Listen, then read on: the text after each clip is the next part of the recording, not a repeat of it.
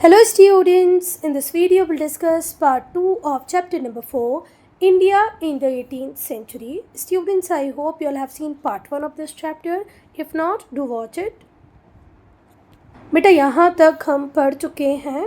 हम हमारे पार्ट 2 को स्टार्ट करेंगे थर्ड बैटल ऑफ पानीपत से, जो हुआ था 1761 में। थर्ड बैटल ऑफ पानीपत कब हुआ था? 1761 में। ठीक है। अहमद शाह अब्दाली अलायंस बना लेता है। किसके साथ अलायंस बना लेता है? मराठास के एनिमीज़ के साथ। मराठास के जितने भी एनिमीज़ होते हैं उन सब के साथ अलायंस बनाने का काम कौन कर लेता है? अहमद शाह अब्दाली। तो मराठास के दुश्मन कौन थे मराठा के एनिमी जिनके साथ अहमद शाह अब्दाली अलायंस बना लेंगे? वो थे रूलर ऑफ रोहिलखंड और अवध के रूलर। रोहिलखंड के जो रूलर थे वो मराठास को पसंद नहीं करते थे, उनके साथ उनकी दुश्मनी थी। तो अहमद शाह अब्दाली ने सोचा दुश्मन का दुश्मन दोस्त होता है, तो इनके साथ जाकर हाथ मिला लिया। किसके साथ? अवध के रूलर और रोहिलखंड के रूलर के साथ। बालाजी बाजीराव ने अपनी आर्मी भेजी जो अब्दाली की फोर्सेस से मिलती है बैटलफील्ड में। कब मिलती है? 1761 में। अहमद शाह अब्दाली ईजीली हरा देता है मराठाओं को। जो मराठा होते हैं वो अपने बहुत ब्रिलियंट लीडर्स को इस वॉर में हार जाते हैं, उनकी जानें चली जाती हैं। The Marathas lost many of their brilliant leaders and soldiers in this battle. इस बैटल में, इस युद्ध में मराठा की साइड से बहुत अच्छे जो लीडर्स थे उनकी डेथ हो जाती है, बहुत सारे सोल्जर्स का लॉस होता था।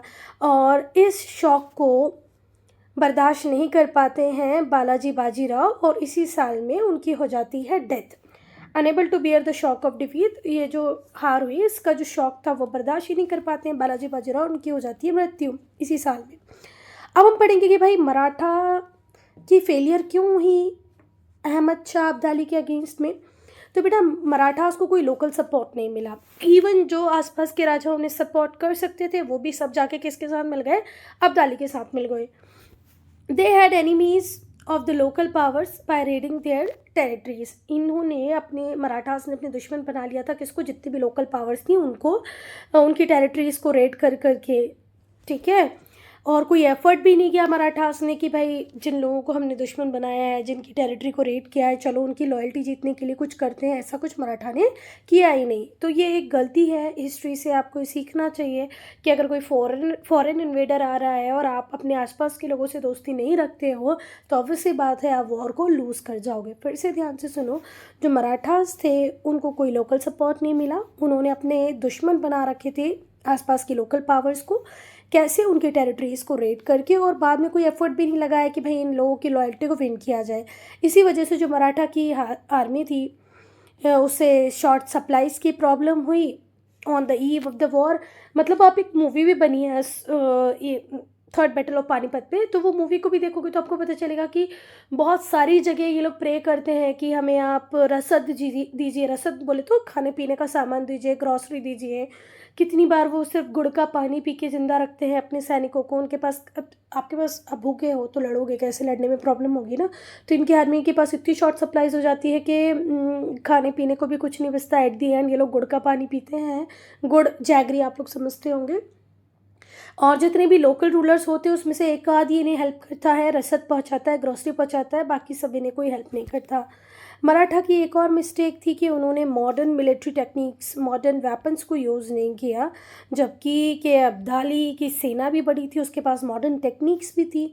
Besides they were weakened by in fighting among their chiefs. बस वो तो आपस में जो चीफ बन गए थे उनसे ही बस वो लड़ते रहते थे और अपने आप को वीक कर रहे थे। अपनी आर्मी को मॉडर्नाइज करने पे कभी ध्यान नहीं दिया मराठास ने, जबकि अब्दाली की आर्मी बहुत ज़्यादा मॉडर्नाइज भी थी, नंबर में भी ज़्यादा थे।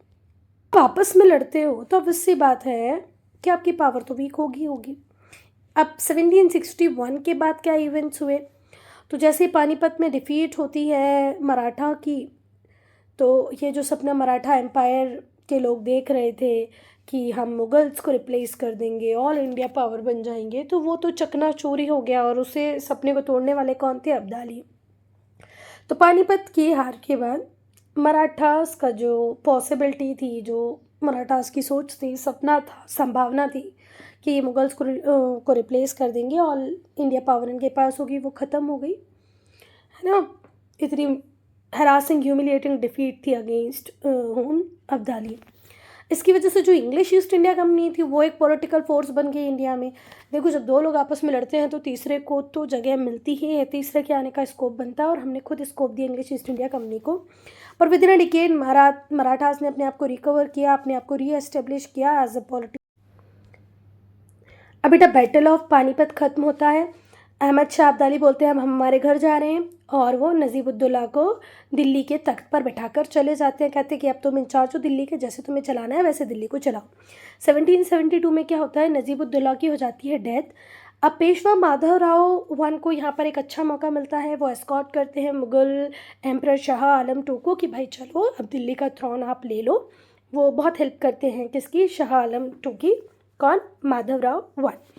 पर माधवराव वन के बाद में बेटा पेशवा पावर धीरे धीरे करके बिल्कुल डिक्लाइन कर जाती है। अब हम पढ़ेंगे बेटा मैसूर को।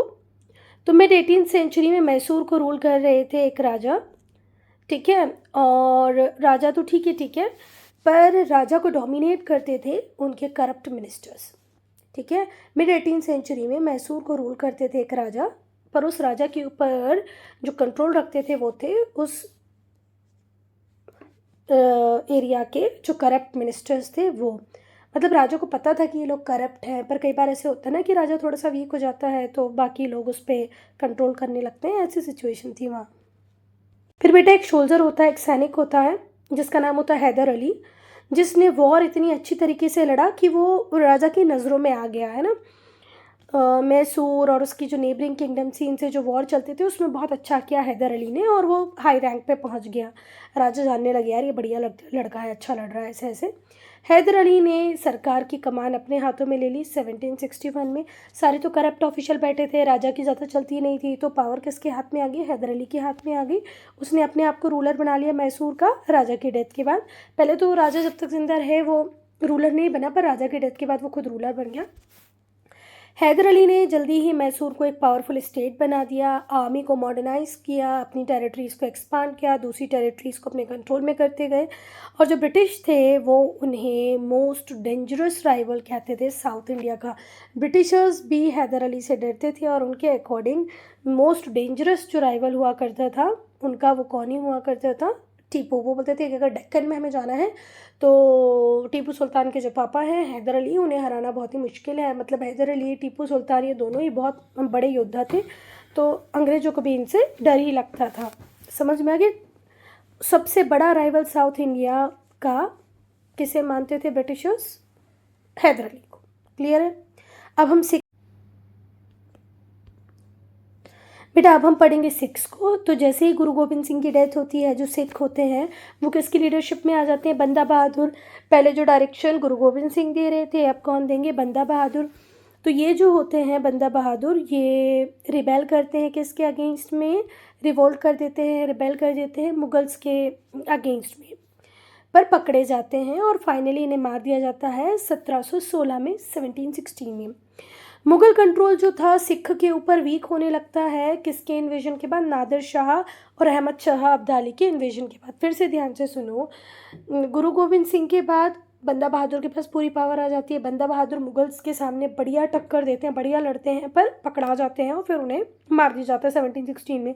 अब मुग़ल कंट्रोल कर रहे होते हैं सिख पे, पर मुग़ल कंट्रोल सिख के ऊपर से धीरे धीरे वीक होने लगता है। कब वीक होने लगता है, जब अहमद शाह अब्दाली इन्वेट कर देते हैं, नादिर शाह इन्वेट कर देते हैं, तो उसके बाद सिखों के ऊपर इनका इतना कंट्रोल नहीं रह जाता है। While fighting against foreign invaders, सभी लोग फॉरेन इन्वेडर से फाइट कर रहे थे। इंटायर इंडिया में जितने भी रूलर थे जिनके भी ऊपर फॉरेन इन्वेजन का खतरा था, वो काहे में बिजी थे बेटा, फॉरेनर से फाइट करने में।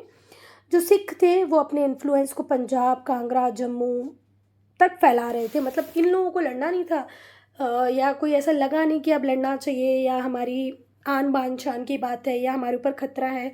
इनको ऐसी कोई प्रॉब्लम थी नहीं, तो ये ऑब्वियस सी बात है अपने एक्सपांशन की ओर ध्यान दे रहे थे, तो इन्होंने जम्मू, कांगड़ा, पंजाब इनके ऊपर अपने इन्फ्लुएंस को फैलाया, किस सिख ने। कब, towards the end of 18th century. पर बेटा ये लोग डिवाइडेड थे 12 राइवल पॉलिटिकल ग्रुप्स में, जिसे कहा जाता था मिसल्स। मतलब देखो, आप एक रहोगे तो प्रॉब्लम नहीं है, पर आप अपने आप में ही 12 पार्ट्स में 12 राइवल पॉलिटिकल ग्रुप्स में आप डिवाइडेड थे, जिन्हें क्या कहा जाता था, मिसल्स। रंजीत सिंह ने सिखों को यूनाइट किया। कौन से सिखों को यूनाइट किया? जो सतलज रिवर के वेस्ट में रहते थे, और अपना एक इंडिपेंडेंट सिख स्टेट बनाया जिसका नाम था पंजाब। Ranjit Singh also conquered Kashmir. रंजीत सिंह ने कश्मीर को भी जीता, पेशावर को जीता, मुल्तान को जीता, और एक स्ट्रॉन्ग आर्मी बनाई on western principle. Western principle मतलब वेस्ट में जो डेवलपमेंट हो रहे थे आर्मी को लेकर के, उनको ध्यान में रखते हुए एक बहुत ही बढ़िया आर्मी बनाई। किसने? रंजीत सिंह ने। बेटा, ये वीडियो होता है यहीं पर खत्म।